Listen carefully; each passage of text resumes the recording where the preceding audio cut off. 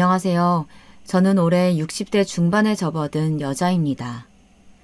젊은 시절 풋풋했던 그때가 엊그제 같은데 어느새 저도 반백살이 훌쩍 넘어버렸네요.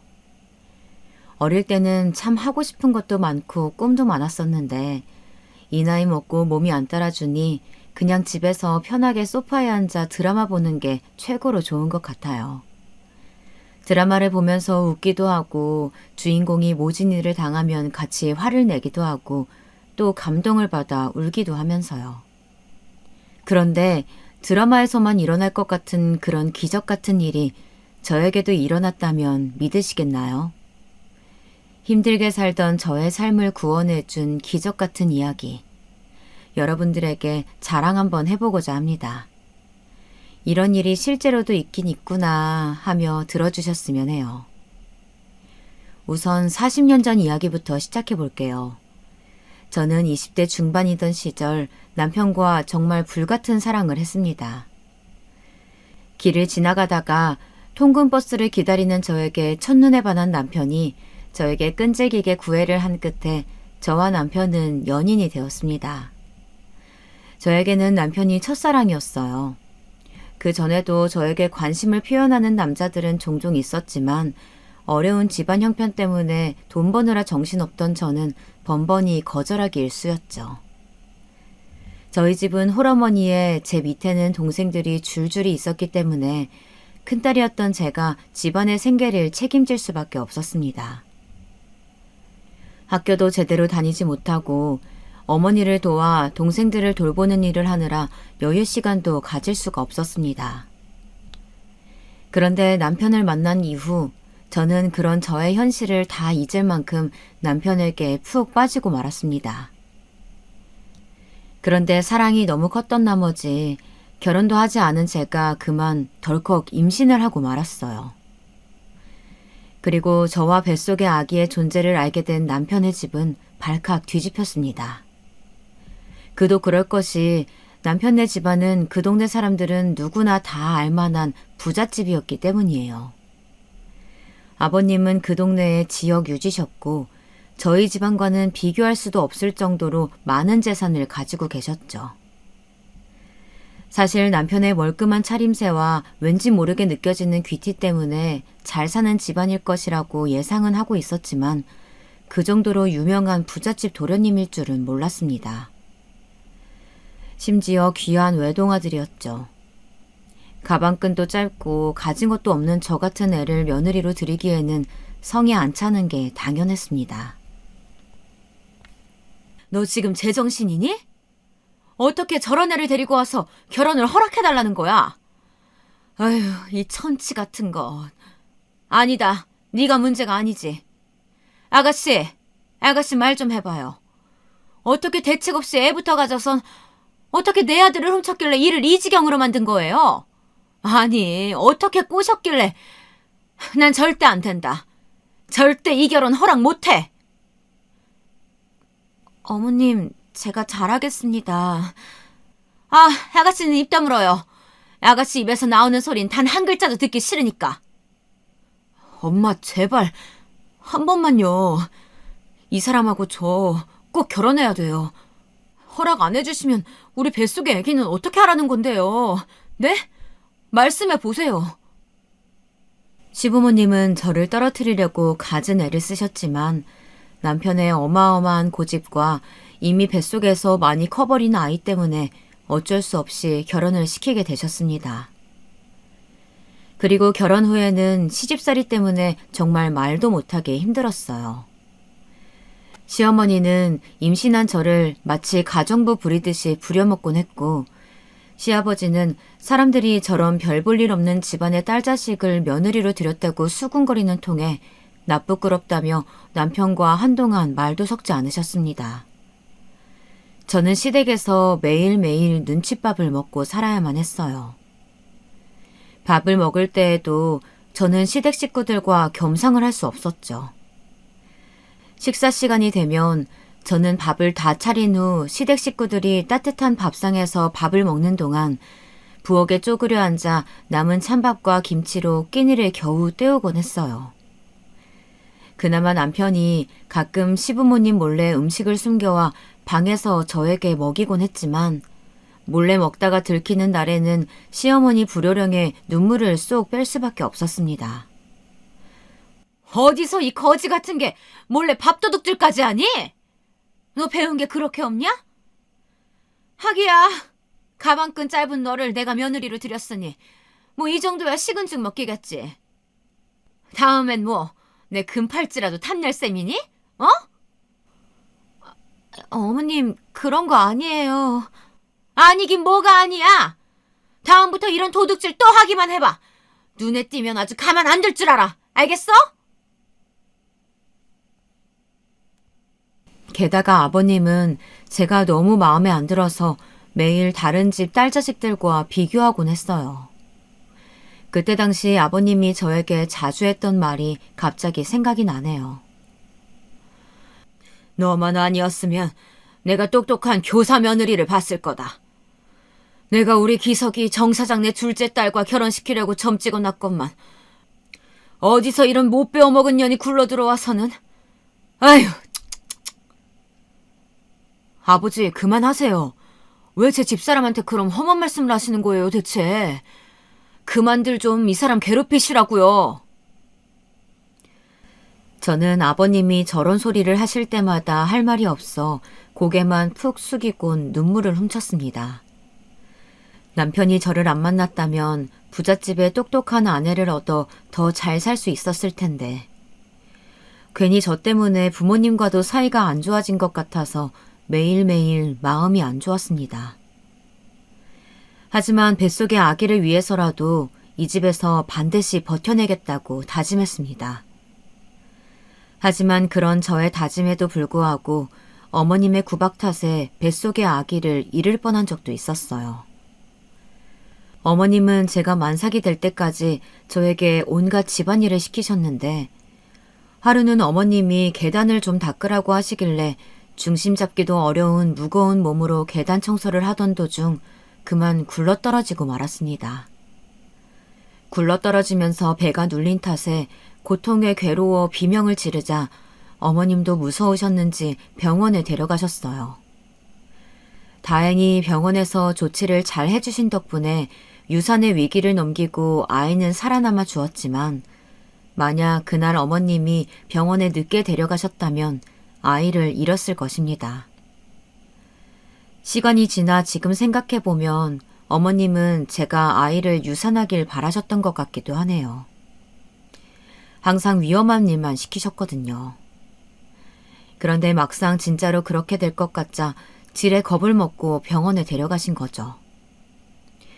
그리고 그 일이 있고 몇 달 뒤 저는 떡두꺼비 같은 아들을 출산하였습니다. 저는 내심 아무리 미운 며느리라도 아들 손주 안겨드리면 저를 조금이나마 받아주시지 않을까 기대했어요. 그런데 그런 일은 일어나지 않더군요. 시부모님은 손주 새끼 이뻐할 법도 한데 제가 미워서인지 아이까지 미워하셨습니다. 그렇게 저의 아이는 태어나자마자 자신을 미워하는 어른들 곁에서 자랄 수밖에 없었습니다. 저는 할머니, 할아버지의 사랑도 못 받는 아이가 너무 안쓰러워서 더욱더 이 아이에게 사랑을 주려고 노력했습니다. 남편은 바빠서 잘 때 빼고는 잘 볼 수 없었지만 늦은 밤 아이를 재우고 남편과 둘이서 도란도란 이야기할 때면 하루 동안 힘들고 서러웠던 게 싹 날아가는 느낌이었습니다. 어느 날은 남편이 저에게 묻더군요. 여보, 당신은 소원이 뭐야? 저는 한참을 곰곰이 생각하다가 말했어요. 나는 나중에 우리도 나이 먹고 우리 상준이도 장가가고 나면 시골에 전원주택 지어서 개 키우면서 사는 게 소원이에요. 당신은 소원이 뭐예요? 남편은 제 머리를 쓰다듬으면서 대답했습니다. 나는 당신이 누구보다도 행복해지는 게 내 소원이야. 저는 남편의 대답에 부끄러워서 이불 속에 숨고 말았답니다. 결혼을 해서도 이렇게 닭살 돋는 말을 잘 하는 남편이었어요. 그렇게 저는 남편 덕에 고된 시집살이를 하루하루 버티며 살아갔습니다. 시부모님은 날이 갈수록 저를 미워하다 못해 증오하다시피 하셨지만 남편과 아들을 위해서 참고 또 참았어요. 그런데 아이가 중학교에 갈 무렵 도저히 참을 수 없는 지경에 이르고 말았습니다. 엄마, 나 여기서 살기 싫어. 나갈래. 뭐? 나 가출할 거라고. 여기서 못 살겠어. 아니, 안 살아. 여기 엄마나 나 천대하고 하대하는 사람들 뿐이잖아. 할아버지 할머니도 어른이 아니야. 어른이 애한테 어떻게 그래? 맨날 나한테 엄마 욕하고 엄마 닮아서 머리 안 좋다고 잔소리하고 다 듣기 싫어. 다 듣기 싫다고. 아이가 바락바락 악에 바친 소리를 내지르는데 시부모님마저 말을 잃고 말았습니다.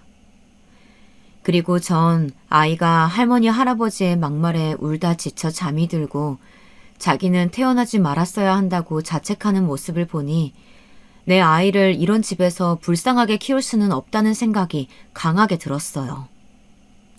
그래서 저는 그 길로 남편에게 이혼을 선언했습니다. 뭐? 이혼을 하자고? 아니, 여보, 힘든 건 알지만 당신 부모님하고 인연 끊을 수 있어요? 난 당신이 인연 끊고 나랑 우리 아들이랑 함께 하겠다면 결혼 생활 이어갈래요. 근데 지금껏 봐온 당신이라면 당신은 효자예요. 효자랑은 못 살아요, 나도. 당신은 좋은 사람이지만 시부모님하고는 이제 얼굴 보며 살 자신이 없어요. 여보, 다시 한 번만 생각해 봐줄 순 없는 거겠지? 내가 이런 부탁하는 거 염치 없는 거겠지? 미안해요. 남편은 제 말에 힘없이 입술만 꾹 깨물었습니다. 남편도 알고 있었을 거예요. 제가 얼마나 힘들었는지, 나름대로 속을 사귀고 살았는지. 근데 이제 한계에 다다랐다는 것을 선포하니 본인도 할 말이 없는지 고개를 떨구고 있다 미안하단 말을 하며 눈물을 떨구고 말았습니다. 그러더니 이혼이라는 얘기에 큰 충격을 받았지만 본인 힘으로도 부모님을 말릴 수는 없기에 저와 아이를 깨끗하게 놓아주었어요. 그리고 시댁에서 저에게 한 푼도 내어줄 수 없다고 하시는 통에 남편은 자기가 모은 돈으로 몰래 작은 집 하나를 해주었는데요. 아마 시부모님이 아시면 난리 날 걸 알았기에 아주 비밀스럽게 집도 알아본 모양이더라고요. 남편은 눈물 콧물 범벅이 되어서는 짐을 싸고 나가는 저를 뒤뜰로 불러 이렇게 말했습니다. 여보, 우리 부모님 때문에 내가 이 정도밖에 해줄 수가 없어서 정말 미안해. 당신이 우리 집에서 10년 넘게 그 수모 겪은 거 생각하면 내가 너무 미안해서 가슴이 아파. 이제라도 나 같은 거 있고 상준이랑 행복하게 살아줬으면 좋겠어. 정말 미안해. 저는 무릎을 꿇고 울고 있는 남편을 말없이 안아주었어요. 사실상 남편도 저와 시부모님 사이에서 나름대로 노력을 했다는 걸 알고 있었습니다. 허나 워낙 드세고 강한 시부모님의 압박에 남편마저 어느 순간 그 노력의 끈을 놓아버렸고 자기도 지치고 말았던 게죠. 알았기에 이해했습니다. 그 길로 전 미련 없이 아들과 함께 그 집을 떠났습니다. 그리고 정말 가슴이 찢어지지만 이 집도 있고 남편도 있기로 결심했습니다. 그 이후로 저는 아들과 둘이 살면서 먹고 살기 위해 정말 고군분투했습니다. 아이 낳고 10년 넘게 가정주부로 지냈던 터라 써주는 데는 많이 없었지만 할 수 있는 일은 최대한 가리지 않고 다 했어요. 몸이 편찮으셨던 친정엄마는 몇 년 전 돌아가시고 동생들은 각자 살기 바빠서 어디 도움 청할 곳도 없었습니다. 그래도 남편이 집을 해준 덕에 아이와 함께 몸 뉘일 곳은 있어서 다행이었죠. 가끔 남편이 생각나긴 했지만 그럴 때마다 어차피 나와는 다른 세상에 살던 사람이니 모두를 나무 쳐다봤다가 벌 받은 거라고 생각하기로 했습니다. 그리고 홀로 아들을 키운 지 몇 년째. 밤낮 없이 열심히 돈을 벌다 보니 그래도 돈이 모이긴 모이더라고요. 남편이 해준 집도 집값이 올라 더 좋은 집으로 이사를 갈 수 있게 되었습니다. 사실 그동안 아들을 혼자 키우면서 차라리 시댁에 아이를 주고 왔으면 이 아이만큼은 지금보다 훨씬 넉넉하게 살았을 텐데 하는 생각이 들 때도 있었지만 아이가 시댁에서 구박대기로 살았을 생각을 하니 아찔하더라고요. 그래서 아이를 데리고 나온 게 잘한 결정이라고 생각하다가도 또 한편으로는 아이가 나중에 커서 저를 원망하면 어쩌나 걱정도 많이 했어요. 그런데 점점 돈이 모이고 좋은 집으로 이사도 가게 되니 한시름 마음이 놓이더라고요. 그리고 그맘때쯤 여기저기 직장을 옮기던 저는 우연히 한 회사에 들어가게 되었습니다.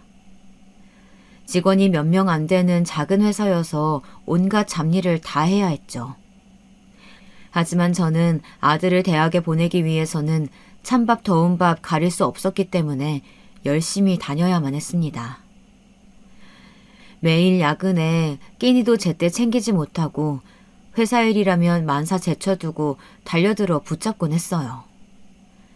그래서인지 아들은 엄마, 오늘도 고생했지? 아니야, 우리 아들 혼자 밥도 잘 차려 먹고 이제 다 컸네. 아니야, 엄마 고생하는데 내가 못 도와줘서 미안해. 공부 내가 열심히 해서 꼭 좋은 데 취직해서 우리 엄마 일 안 할 수 있게 해줄게. 힘든 제 마음을 알아주기라도 하듯 말도 잘 듣고 때론 어깨도 주물러주며 애교를 피우더라고요. 그리고 그렇게 공부를 열심히 하여 엄마를 호강시켜주겠다던 아들은 좋은 대학에 들어가게 되었습니다. 아들이 명문대에 붙었다는 소식을 들은 날 어찌나 감격스럽고 기분이 좋던지 새삼스럽게 눈물이 나서 혼났습니다.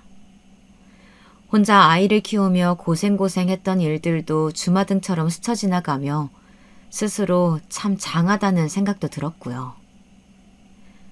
그리고 하나 더 좋은 소식은 때마침 제가 다니던 회사도 점점 커져서 이제는 제법 큰 회사가 되어 있었어요.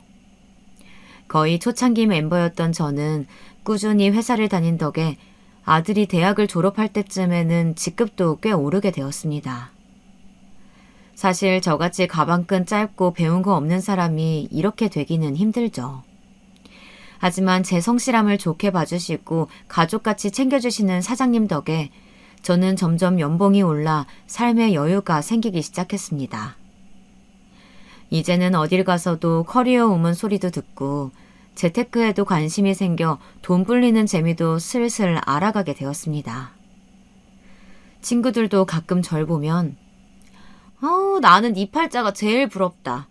넌 수중에 네 돈 있잖아. 네가 번 돈. 우린 다 남편이 벌어다 준 돈 쓰느라고 맨날 눈치 보여. 나도 그냥 애 키우면서 계속 일할 걸 후회된다. 하면서 부러움 담긴 눈길을 보내곤 했습니다. 그때마다 전 머쓱하게 웃긴 했지만 내심 이 정도면 우리 상준이도 나중에 결혼할 때 저처럼 가난하다고 무시당하지는 않겠구나 했습니다. 그게 다행이었죠. 부자까지는 아니지만 그래도 아들 신혼집 해줄 정도는 되었으니까요. 그런데 호랑이도 제 말하면 온다고 몇 년 뒤 아들은 참하고 이쁜 아가씨를 만나고 있다며 고백을 해오더라고요. 순간 제 얼굴에 화색이 돌았나 봅니다. 그래? 아이고, 그럼 얼른 얼굴 좀 보게 데려와봐라, 응? 엄마도 참, 뭐 그렇게 성격이 급하세요. 그렇게 궁금하세요? 그럼 당연하지. 우리 아들이 만나는 여자인데. 아들이 그간 몇 년 연애를 하는 것 같긴 했지만 이렇게 저한테 말해오는 여자친구는 또 처음이었습니다. 왠지 모르게 이 아가씨와 좋은 인연이 될 것 같다는 생각이 들더라고요. 그리고 역시나 예상처럼 저희 집에 처음 온 날부터 애교 있고 싹싹한 모습을 보이는데 퍽 마음에 들었습니다. 내심 이 여자랑 몇 년 만나다가 잘 되었으면 좋겠다는 생각이 들었죠. 그런데 그로부터 한 달 정도 지났을까요? 갑자기 아들이 생각지도 못한 폭탄 선언을 해오더라고요. 준비가 안 되었던 시점이라 더더욱 놀라고 말았죠. 저기, 엄마, 나 말할 게 있는데. 응? 뭔데? 나 아이가 생겼어. 어? 저 때 엄마가 봤던 여자친구 있잖아. 그 사이에서 엄마도 마음에 들어 했으니까 괜찮지? 어차피 결혼하려고 하기도 했고 그래서 서둘러 씩 올리려고. 갑작스러운 소식에 당황하긴 했지만 아들이 사랑하는 여자와 결혼이라 하니 반대할 이유도 없었습니다. 거기다 뱃속에 손주까지 품었으니 이젠 정말 내 가족으로 받아들이고 잘 해줘야겠다 마음먹게 되었습니다. 그렇게 아들은 꽃피는 봄날 결혼을 하게 되었죠. 새침하고 예쁘장하게 생긴 우리 며느리는 곱게 자랐는지 할 줄 아는 것은 없었지만 혼수로 뱃속에 손주를 데리고 오는 바람에 예뻐할 수밖에 없었습니다. 어느새 제가 아들을 이렇게 키워 손주까지 보게 되다니 정말 감격스럽더라고요. 게다가 며느리가 애교가 많은 성격이라 더할 나위 없이 좋았죠. 저한테 엄마, 엄마 하며 따르는 며느리가 너무 예뻐서 제가 할 수 있는 한 잘해주고 싶었어요. 그런데 며느리가 출산일이 다가오자 저에게 부탁을 하더군요. 엄마, 저 아이 낳으면 다시 복직해야 되는데 엄마가 우리 하율이 유치원 갈 때까지만 봐주시면 안 될까요? 그게 내 사정 알잖니. 엄마도 회사를 다니니까. 저는 봐주고 싶은 마음은 굴뚝 같았지만 저도 직장인인지라 봐줄 수 있는 형편이 되질 않았어요. 제가 거절하자 며느리는 저에게 아양을 떨며 사정을 하더라고요. 아, 엄마 아니면 우리 하율이 봐줄 사람도 없는데 어떡해요. 우리 하율이도 할머니랑 같이 지내고 싶대요. 그렇지, 하율아. 이것 봐요. 하율이가 배를 통통 차요. 우리 하율이가 그러는데 할머니가 너무 좋대요. 배를 쓰다듬으며 뱃속의 손주와 대화를 하듯 애교를 부리는 며느리의 모습에 저는 그만 넘어가고 말았습니다. 그리고 저는 한 가지 큰 결심을 했습니다. 손주를 보기 위해 가족처럼 생각하고 오래 다녔던 회사를 그만두게 되었어요. 사실 사장님께서는 저한테 퇴직이 아닌 휴직 처리를 할 테니 아기가 어린이집에 갈 때까지만 쉬다가 다시 돌아오라고 하셨지만 며느리는 최소 5년은 키워주길 바라는 눈치였고 저도 회사에 그렇게 오랫동안 민폐를 끼칠 수는 없다고 생각하여 사직서를 내게 되었습니다. 그렇게 그동안 잘해주셨던 사장님께 마지막 인사를 드리고 회사를 떠났어요. 그리고 며느리가 예쁜 손주딸을 출산한 후 주 5일을 아들네 집에 출근하기 시작했습니다. 평일에 아들 내외가 출근하기 전 아침 일찍 아들네 집에 가서 하루 종일 손주를 보다가 아들 내외가 퇴근하고 오면 같이 저녁을 먹고 저녁 먹은 후 며느리가 씻고 나오면 그때 손주를 넘겨주고 집에 돌아가는 일상이었습니다. 사실 이 나이 먹고 아이를 보는 게 힘에 부치긴 했지만요. 퇴근하고 온 아들 며느리 부실하게 밥 먹는 게 싫어서 손주가 낮잠 자는 시간에 틈틈이 찬거리도 만들곤 했죠.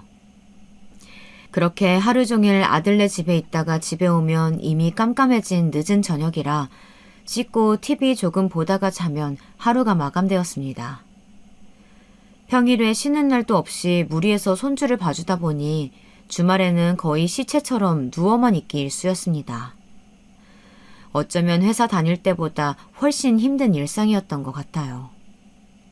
하지만 그렇게 힘든 와중에도 손주만 보면 너무 예뻐서 저절로 발걸음이 아들네 집으로 향했던 것 같네요. 아들내외는 제가 아이도 봐주고 살림도 간간히 도와주는 걸 대단히 고맙게 생각하더라고요. 퇴근하고 온 아들은 밥 먹은 후 제 어깨를 주물러 주기도 하고, 며느리는 여전히 애교를 부려가며 저한테 고마운 마음을 표현하곤 했어요. 엄마, 하율이 보느라 바쁘셨을 텐데 언제 이런 반찬은 다 하셨어요. 아우, 진짜 둘이 먹다가 하나가 죽어도 모를 정도로 맛있어요. 역시 우리 엄마 최고. 그래? 맛있니? 아유, 다행이구나. 많이들 먹어라. 며느리가 제가 만든 반찬이 너무 맛있다며 호들갑까지 떨어가며 칭찬해주니 저도 어깨가 으쓱하더라고요. 시어머니라면 질색팔색하고 싫어하는 며느리들이 많은데 우리 며느리는 그런 것도 없이 저를 너무 잘 따르고 좋아해주니까 그렇게 예쁠 수가 없었습니다. 주변에서도 우리의 이런 관계를 신기해 하더라고요. 보통 고부 갈등이 있기 마련인데 잘 지내는 관계가 참으로 보기 좋다면서요. 제 친구들도 며느리는 몇 번 본 적이 있었는데 시어머니 공경을 참 잘한다고 칭찬이 자자했습니다. 그렇게 나이가 들고 나니 어느 날 문득 홀로 아들을 키우며 힘든 때도 많았는데 이렇게 아들이 예쁜 새 식구를 둘이나 데려와 화목하게 지낼 수 있게 되니 이제 제가 가진 모든 것을 이 아이들에게 주어도 좋겠다는 생각이 들었어요. 그래서 몇 년이 지나 손녀딸이 유치원에 들어갈 때가 되자 저는 제가 가진 모든 재산을 이 아이들에게 주고 남은 여생을 지금처럼 행복하게 살기로 결심했습니다. 그런데 친구들은 이를 두고 조금 반대를 하더라고요. 얘, 요즘 얼마나 흉흉한 일이 많은데 뭐 그런 큰 결정을 해. 조금 있다가 넘겨. 뭘 벌써부터 넘기려고 하니? 그러게나 말이야. 100세 시대라잖아. 지금 넘기면 또 나중에 일이라도 생기면 어쩌려고. 허나 전 애초에 친구들의 말을 그냥 흘려넘기곤 했어요. 내 며느리고 아들인데 당연히 내가 더 잘 안다고. 나한테 얼마나 잘하는 애들인데 하면서요. 친구들도 직접 며느리 행실을 보긴 했던 터라 더 말을 잇지는 못하더라고요. 지금은 그때의 제 행동을 무척이나 후회하지만 그땐 그만큼 아이들을 끔찍이 믿었습니다. 저는 하루 날을 잡아 아들 내외를 앉혀두고 말했습니다. 나는 너희가 이렇게 행복하게 사는 걸 보니까 이제 죽어도 여한이 없구나. 내가 가진 재산이 그렇게 많지는 않다만 어차피 죽으면 너희한테 물려줄 거 좀 더 일찍 물려주면 너희들도 편하지 않겠니? 한 살이라도 젊을 때 돈이 있어야 고생을 덜하고 살지. 나는 나이 먹고 어디다가 쓸 데도 없구나. 정말이에요, 엄마? 세상에 뭐라고 말해야 할지 모르겠어요. 너무 감사해요. 제 말에 놀라는 아들 내외에게 저는 제가 살던 집과 그동안 모아두었던 예금과 적금, 그리고 퇴직금이 들어있는 통장까지 전부 다 주겠다고 말했습니다. 나에게는 가끔 커피나 사 먹을 용돈 정도만 주면 되니 이참에 너희들과 같이 살게 해달라고 하면서요. 그러자 아들과 며느리는 감격하여 고개를 세차게 끄덕이더군요. 엄마, 당연히 제가 모시고 살아야죠. 우리 하율이랑 다 같이 행복하게 살아요. 며느리가 망설이지도 않고 미소를 한가득 머금고 말하더라고요. 사실 아들네에게 말하기 전부터 혹시나 학가를 거부하면 어쩌나 하는 걱정에 가슴 언저리가 막힌 듯 갑갑했는데 며느리가 저렇게 말해주니 속 시원하게 가슴이 뻥 뚫린 느낌이었습니다. 저는 아들보다도 며느리에게 너무 고마워서 며느리의 손을 잡고 고맙다, 고마워 하고 연신 말했습니다. 그리고 그 이후 저는 아들네 집에서 생활을 하게 되었어요. 사실 그 전에도 잠만 집에 가서 잤지 평일에 5일 내내 아들네 집에서 생활했기 때문에 별반 달라진 건 없더라고요. 그래도 이제는 손녀딸이 유치원에 가니 낮에는 시간이 좀 생겨서 청소며 빨래며 집안일을 좀 더 도와줄 수 있게 되었습니다. 손녀딸도 아기 때부터 제 품에서 컸다 보니 저를 잘 따르고 좋아했죠. 밤에 할머니랑 같이 자고 싶다고 땡깡을 부릴 때에는 그렇게 예쁠 수가 없었습니다. 그렇게 저는 하루하루 아들과 손주와 함께 행복한 나날을 보냈어요. 그런데 합가한 지 1년 정도 지났을 즈음부터 며느리가 슬슬 변하기 시작했습니다. 제가 낮에 몸이 안 좋아서 집안일을 해놓지 못하면 퇴근하고 온 며느리가 짜증을 내곤 했습니다. 엄마, 빨래 안 해놓으면 어떡해요. 내일 출근할 때 입고 갈 옷 없는데. 오늘 야근하고 와서 피곤해 죽겠구만. 일하는 사람 생각도 좀 하세요. 그게 내가 하려고 했는데 오늘 하루 종일 청소하고 하느라 정신이 없었다. 지금 그걸 변명이라고 하는 거예요? 정말 내가 미치고 팔짝 뛰겠네. 얼른 하세요. 그래. 며느리가 날선 목소리로 저에게 짜증을 낼 때면 저는 괜히 미안한 마음에 아픈 몸을 이끌고 집안일을 마저 하곤 했습니다. 저도 30년 가까이 직장에 다녀봐서 알지만 퇴근하고 집에 와서 쉬고 싶은데 집안일까지 해야 되면 그게 얼마나 스트레스인가요. 집에서 쉬는 제가 하나라도 더 해야죠. 저는 그저 아들네외 사는데 불편함이 없도록 이 한 몸 보탬이 될 수 있다면 그것만으로도 바랄 게 없었습니다. 그런데 처음에는 며느리가 짜증이 잦아지길래 요즘 회사에서 스트레스 받는 일이 많은가 보다 하고 생각했습니다. 아니면 저랑 같이 살다 보니 정말로 저를 엄마처럼 편하게 생각해서 그러는 것 같기도 했고요. 어느 쪽이든 간에 이 정도는 감당할 수 있는 수준이니 최대한 며느리의 기분에 맞춰주고자 했습니다. 하지만 얼마 지나지 않아 왠지 모르게 저를 하대하는 느낌이 들기 시작하자 기분이 조금 이상하더라고요. 그리고 하루는 주말에 다 같이 점심을 먹을 때였어요. 제가 음식을 다 해놓고 며느리와 같이 상을 차리는데 분명히 새로 밥을 했음에도 불구하고 며느리가 제 밥만 찬밥을 떠놓은 게 아니겠어요? 물론 평소에 밥을 하면 남은 찬밥이 아까워서 제가 먹곤 했지만 대놓고 저에게만 찬밥을 주니 조금 어리둥절했습니다. 그 후 이런 상황이 몇 번 반복되자 이상한 낌새를 눈치챈 제가 손녀딸에게 말을 거는 척하면서 은근슬쩍 말을 꺼내보았습니다. 아이고 하유라, 할머니 밥은 차가워서 못 먹겠다. 그러자 며느리가 무심한 말투로 이렇게 말하더군요. 엄마 원래 찬밥 좋아하시잖아요. 찬밥 버리기도 아까운데 그냥 드세요. 아니면 데워드려요? 아니다, 됐다. 굳이 새밥도 아닌 찬밥을 데워주겠다는 며느리의 말에 기분이 상했지만 됐다고 하고선 찬밥을 꾸역꾸역 먹었어요. 그리고 그 후에도 며느리가 식사 때마다 저에게 찬밥을 줬지만 저는 굳이 새 밥을 떠와 먹곤 했습니다. 제가 찬밥을 놔두고 새 밥을 떠오면 며느리가 기분 나쁜 눈초리로 쳐다보았어요.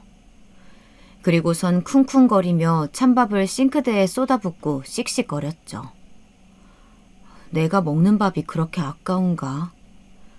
하는 생각에 서러웠지만 티내지 않으려고 노력했습니다.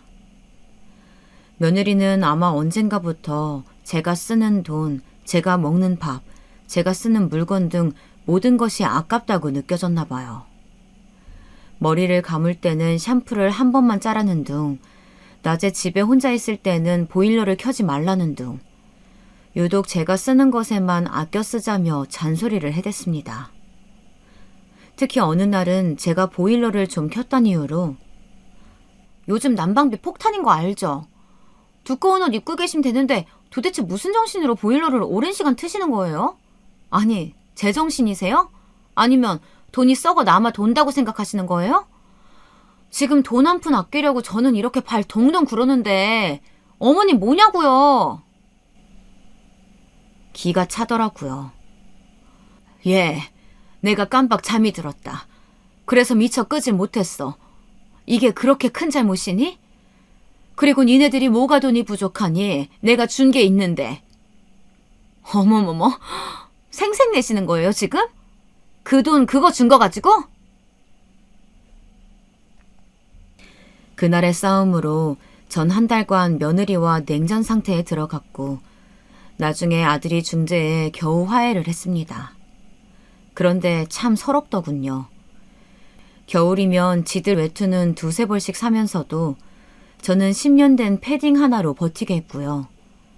여름에는 노인네가 뭔 더위를 타냐며 에어컨도 못 켜게 했습니다.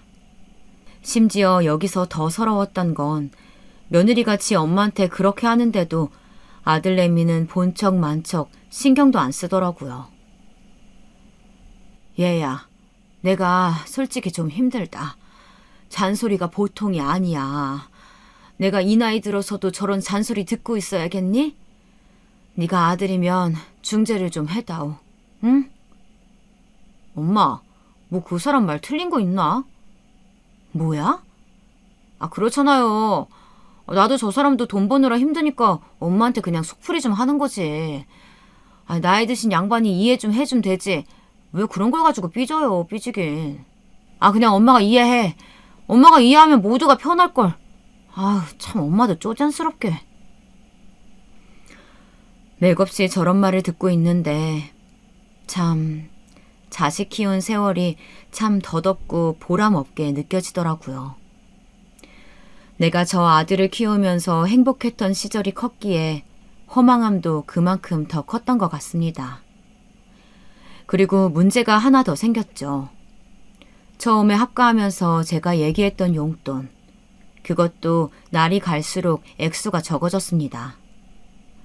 어차피 저도 어디 막 나가서 돌아다니는 성격도 아니고 집에 있는 날이 많으니 돈 쓸 일이 많지 않아 큰 돈을 바라진 않았어요. 그래서 처음에는 한 달에 40만 원씩 받기로 했었는데 그 돈도 저에게는 넉넉하더라고요. 평생 직장 생활만 해서 그런가 동네에 커피 한 잔 마실 사람도 없고 친구들도 멀리 살고 딱히 취미가 있는 것도 아니어서요. 그냥 낮에 손녀딸 유치원 보내고 남는 시간에 동네 한 바퀴 돌다가 붕어빵이나 군고구마 장수가 있으면 한 봉지씩 사오거나 가끔씩 손녀딸 장난감이나 옷을 사주는 데에는 충분한 금액이었습니다. 그런데 언젠가부터 생활이 빡빡하다면서 금액을 줄이기 시작하더니 나중에는 한 달에 10만 원으로 줄여버리더라고요. 어차피 잘 나가지도 않는데 그 돈이면 충분하지 않냐고 하면서요. 이건 좀 아니다 싶어 반박을 하니까 눈이 휘둥그레질 만한 말을 하더라고요. 예, 10만 원? 10만 원은 좀 나도 사람 사는 것처럼은 살아야 할 거 아니야. 엄마, 그게 사실 이이가 요즘 사업을 하고 싶대요. 그래서 돈 지출이 많아요. 엄마가 이해 좀 해주세요. 뭐? 사업을 한다고? 아들이 사업을 한다는 것이었어요.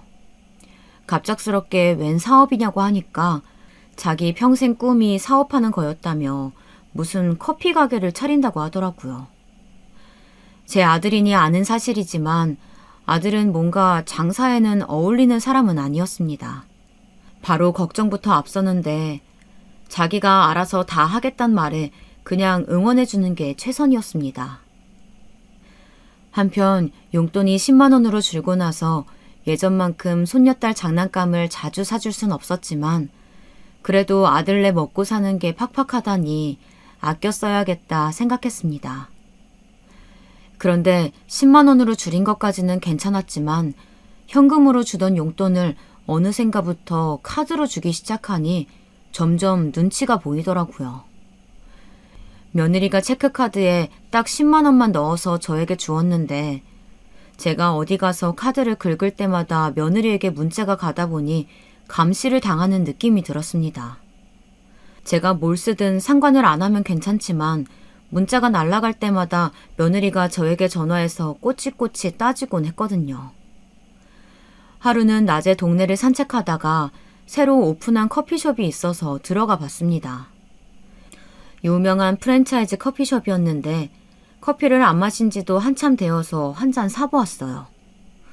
오랜만에 따뜻한 커피를 들고 산책을 하니 직장 다닐 때 생각도 나면서 너무 좋더라고요. 그런데 그때 며느리에게서 전화가 걸려왔습니다. 전화를 받자마자 며느리는 다짜고짜 저에게 따지더군요. 엄마, 돈이 썩어 넘치죠 지금? 무슨 집에만 있는 사람이 그렇게 비싼 커피를 사 먹어요? 집에 내가 믹스커피 사다 놨는데 그거 드시면 되죠.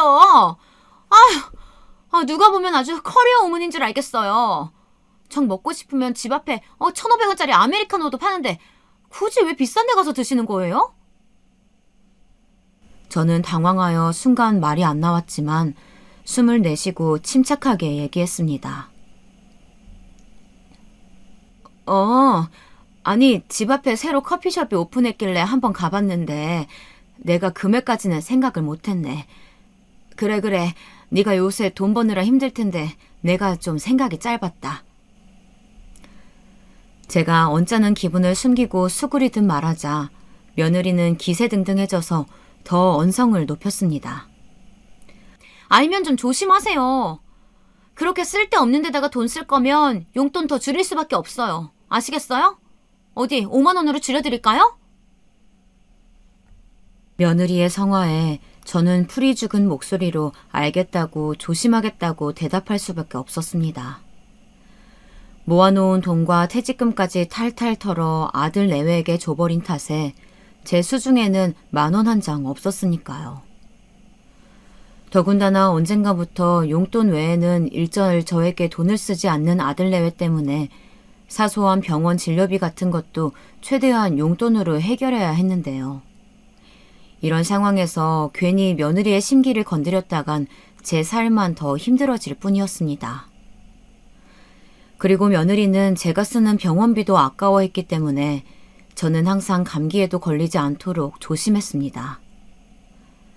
30여 년 전 아들을 낳았을 때 산후조리도 하지 못하고 시집살이에 고생만 한 탓에 무릎이며 허리며 성한 곳이 없었지만 물리치료를 다니고 싶다고 말하기에도 눈치가 보여 꾹꾹 참기만 했습니다.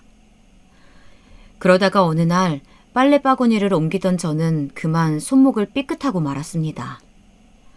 처음에는 살짝 욱신거리기만 했는데 다음 날이 되니 손목이 부어서 잘 움직여지지 않더라고요. 살짝만 움직여도 시큰거리고 바늘로 찌르는 듯이 아픈 탓에 집안일에 손을 댈 수가 없었습니다. 어쩔 수 없이 저는 병원을 가야겠다고 며느리에게 말을 했어요. 하율 엄마야, 내가 어제 손목을 삐끗했는데 뭐가 잘못됐는지 손목이 퉁퉁 부어서 움직일 수가 없네. 내일 병원에 좀 가야 될 것 같은데 병원비가 좀 모자라서. 그러자 며느리는 제 손목을 힐끔 보더니 말하더라고요. 그거 그냥 얼음찜질하면 낫는 거 아니에요? 굳이 병원에 가셔야 돼요? 괜히 병원에 돈 갖다 바치지 말고 그냥 얼음찜질이나 해보세요. 며느리의 매정한 말에 저는 어쩔 수 없이 며칠 더 지켜보기로 했습니다. 하지만 얼음찜질을 해보고 마사지도 해보고 했지만 손목의 통증은 점점 더 심해질 뿐이었습니다. 그래서 며느리에게 다시 한번 얘기를 해보았는데 며느리도 제가 손목 때문에 집안일을 못하자 그건 또 그것대로 불만이었는지 빨리 병원에 다녀오라며 카드를 던져주더군요. 저는 바닥에 떨어진 카드를 주우면서 너무 서러웠지만 한마디 말도 못하고 돌아섰습니다. 그리고 며느리가 준 카드로 병원에서 며칠간 치료를 받으니 점점 상태가 호전이 되더라고요. 이제는 집안일도 다시 할 수 있게 되었습니다. 그런데 그 병원비 사건 이후로 며느리가 저에게 대놓고 면박을 주기 시작했어요. 하루는 제가 집안일이 밀려 아들 내외 먼저 저녁을 먹게 한 후 혼자서 늦은 저녁을 먹고 있었어요. 대충 밥 한 그릇 떠다가 있는 반찬을 먹고 있는데 씻고 나온 며느리가 저를 확 쏘아보더니 소리를 빽 지르더라고요. 아휴, 밥은 또 진수성찬을 차려 먹네. 언제까지 밥만 축낼 거예요? 낮에 할 일도 없으면서 밥만 축내지 말고 일이나 좀 해요. 제발 밥값 좀 하시라고요. 네? 저는 며느리의 말에 깜짝 놀라 먹던 밥 숟가락을 떨어뜨렸습니다. 순간 내가 왜 이런 취급을 당해야 하나 너무 서러웠어요. 내가 집도 해주고 재산도 전부 다 줬는데 밥 한 술 뜨는 게 그렇게 아까울까요? 분명 예전에는 애교도 많고 이쁜 짓을 많이 하던 며느리였는데 지금은 그저 저를 식충이로만 보고 경멸하는 그런 사람이 되어 있었습니다. 저는 목에서 뭐가 콱 막힌 듯 넘어가지 않아 먹던 밥을 치우고 자리에서 일어났어요. 밥값이라고 했니? 밥값 충분히 하지 않았니? 내가 사준 집에서 내가 가정부 노릇하며 이날 이태껏 살고 있는데 이 정도로도 부족해? 그러자 며느리는 잠깐 꼴먹은 벙어리가 되더니 뒤돌아서는 제 뒤통수에다 대고 또 중얼거리더군요. 밥은 왜 또 남기고 난리야. 아까운 줄도 모르고. 아우, 속 터져. 저는 며느리의 혼잣말을 들었지만 애써 모른 척하며 방으로 들어갔습니다. 그리고 서러운 마음에 이불 속에서 얼마나 숨죽여 울었는지 몰라요. 그리고 저는 그날 이후로 일자리를 알아보기 시작했습니다. 내가 억울해서라도 다시 일을 해야겠더라고요. 지가 손주 봐달라고 간청하는 탓에 그 좋은 회사도 그만두고 눌러 앉은 건데 이제 와서 쓸모없는 뒷방 늙은이 취급이라뇨. 그리고 며느리가 저를 구박할 때마다 옆에서 한숨만 내쉬는 아들도 내심 제가 다시 일하기를 바라고 있는 것 같더라고요. 내가 지를 어떻게 키웠는데 괘씸한 마음에 매일 밤잠을 설쳤습니다. 이럴 줄 알았으면 재산을 다 주지 말 걸 하고 후회도 해보았지만 이미 다 지나간 일일 뿐이었습니다. 저는 하루빨리 일자리를 구해서 더 이상 저것들한테 기 안 죽고 떵떵거리며 살고 싶었지만 나이가 나이인지라 뽑아주는 곳이 없더군요. 나름 전에 다니던 회사에서 많은 연봉을 받고 다녔어서 같은 직종으로 경력을 인정받아 들어가고 싶었지만 쉽지 않았습니다. 그래서 어쩔 수 없이 몸 쓰는 일을 알아볼 수밖에 없었어요. 그러던 중 어느 제조회사에서 구내식당 주방 보조를 뽑는 공고를 보게 되었습니다. 주방 일은 아들이 어렸을 때 잠깐 해본 적이 있어서 얼마나 힘든지 알고는 있었지만 눈칫밥 먹고 사느니 몸이 힘든 게 낫다 싶어서 지원해 보았습니다. 면접 보러 오라는 말에 가보았더니 이름은 처음 들어봤지만 꽤 규모가 있는 회사더라고요. 회의실에서 담당자와 면접을 보고 있는데 회의실 창문 밖에서 누군가 쳐다보는 느낌이 들었습니다.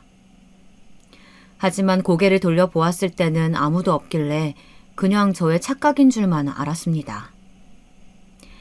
그리고 면접이 끝난 다음 날 아쉽게도 채용하지 않기로 했다는 문자를 받았죠.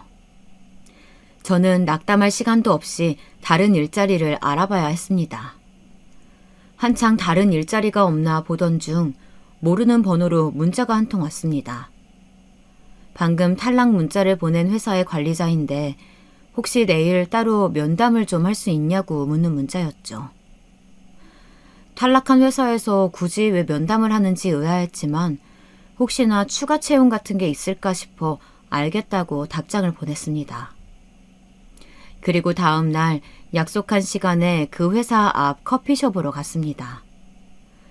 앉아서 기다리고 있는데 멀리서 한 중년의 남자가 저를 향해 다가오는 것이 보였어요. 그 남자의 이목구비가 눈에 들어온 순간 저는 그가 누군지 한 번에 알아보았습니다. 세상에, 그 남자는 저의 전남편이었습니다. 희끗해진 머리에 주름진 얼굴이었지만 한눈에 알아볼 수 있었죠. 전남편은 성큼성큼 걸어오더니 머뭇거리며 제 얼굴을 한참이나 쳐다보았습니다. 저는 영문을 알 수가 없었습니다. 아니, 당신이 여기에 어떻게... 많이 놀랐지? 만나서 다행이다. 중후해진 그의 목소리를 듣자 지난 세월이 머리에 스쳐 지나가는 듯 했습니다. 전 남편과 헤어진 지도 벌써 20년. 정말 사랑했지만 시댁의 괴롭힘으로 인해 견딜 수 없어 이혼할 수밖에 없었던 지난 날들이 떠올랐습니다. 저는 알 수 없는 감정이 휘몰아쳐 저도 모르게 눈물이 차오르는 것을 느꼈습니다. 전 남편도 마음이 복잡한지 안절부절하며 말을 겨우 잇더군요. 잘 살고 있는 거지? 우리 상준이도 벌써 30살이 넘었겠네. 20년 전 당신이랑 상준이 그렇게 보내고 내가 정말 얼마나 힘들었는지 몰라. 우리 부모님 원망도 참 많이 했지. 몇 번이고 당신 찾아서 가고 싶었지만 혹시 또 나 때문에 당신 힘들게 할까봐 여태까지 참았어. 그런데 이렇게 만나게 되었네. 저는 전 남편의 따뜻한 말에 눈물을 참을 수가 없었습니다. 남들이 쳐다보는 줄도 모르고 주책맞게 울고 말았네요.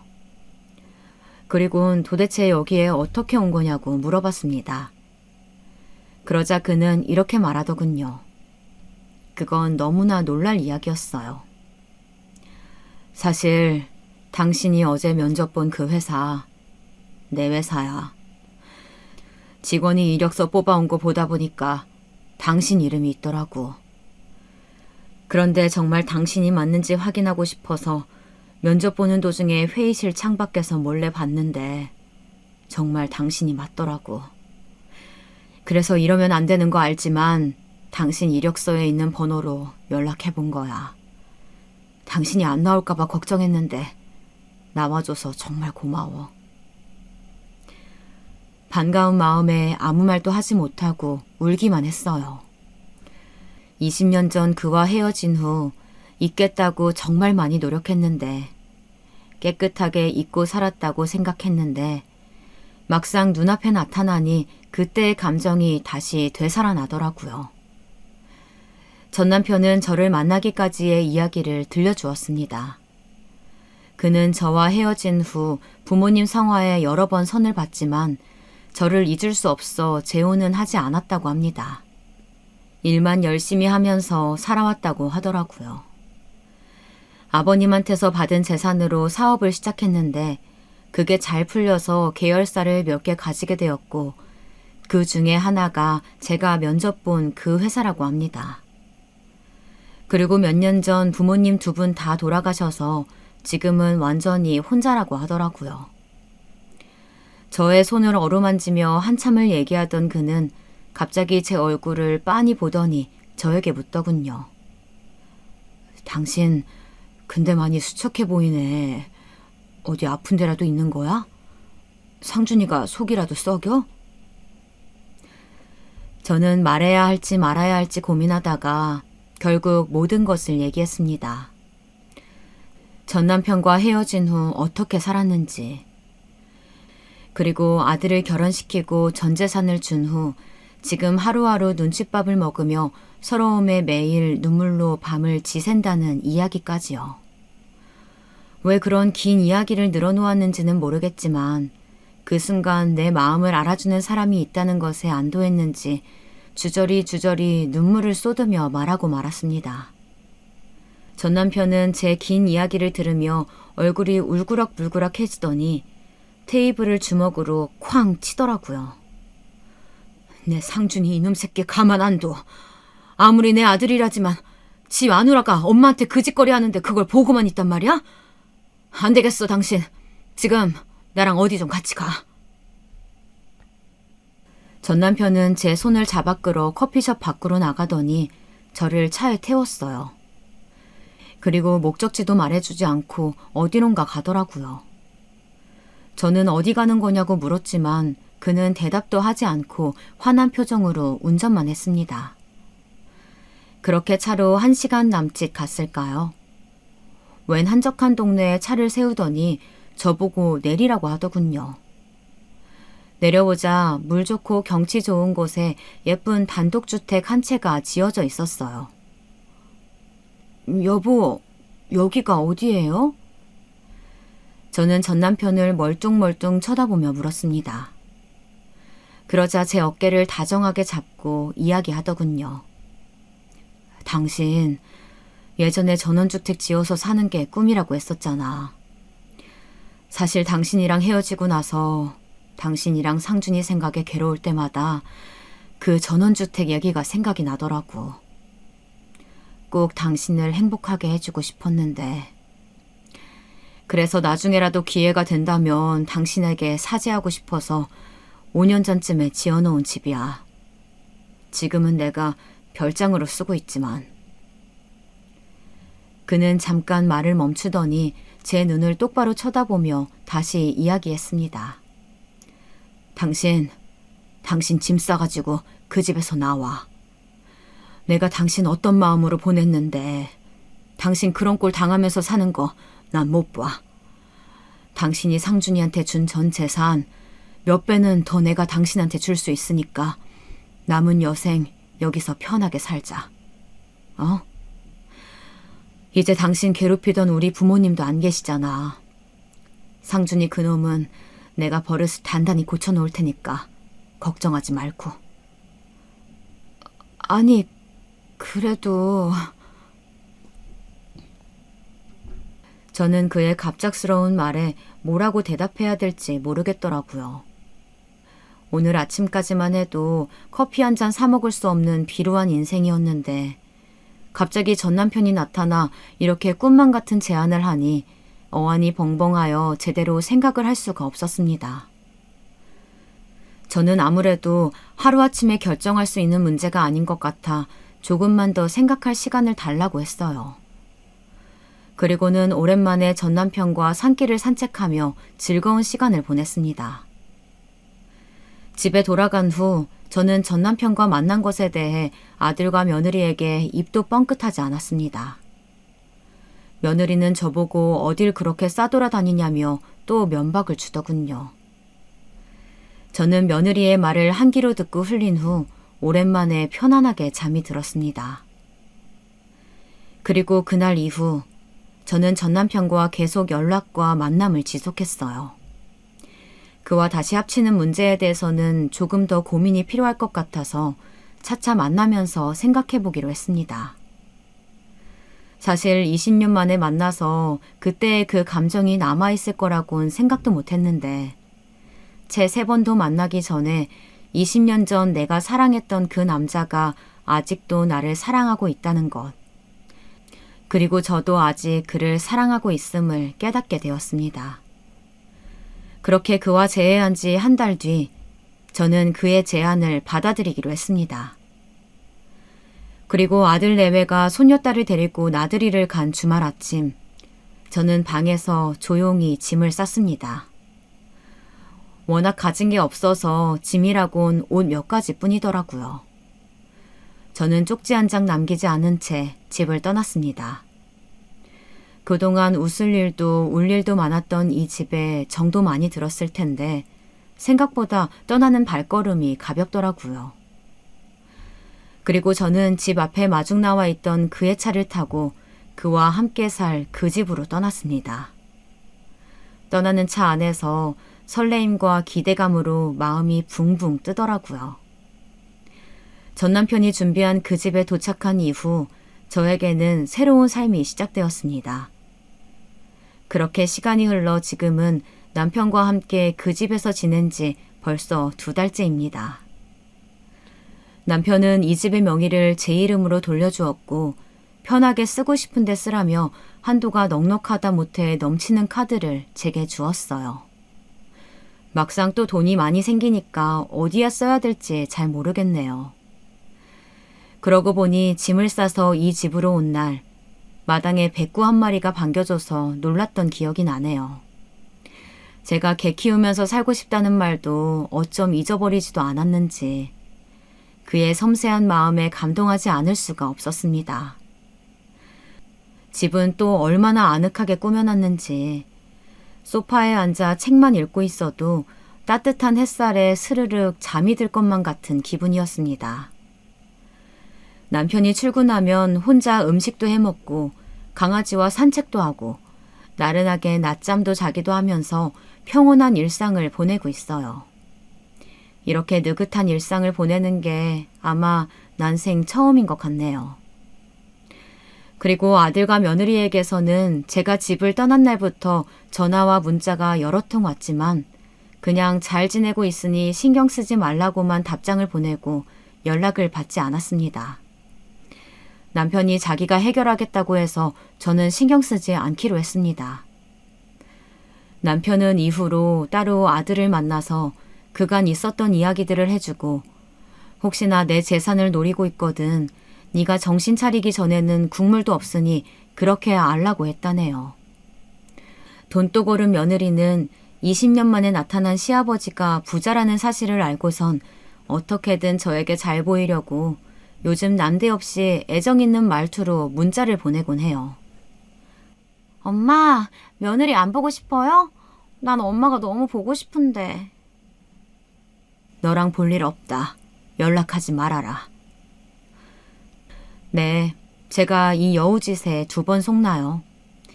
나중에 손녀딸에게 해줬음 해줬지 며느리에게 무언가를 더 해주는 일은 앞으로 절대 없을 겁니다. 솔직히 남편이 아들에게 언제까지 매정하게 대할지는 저도 잘 모르겠어요.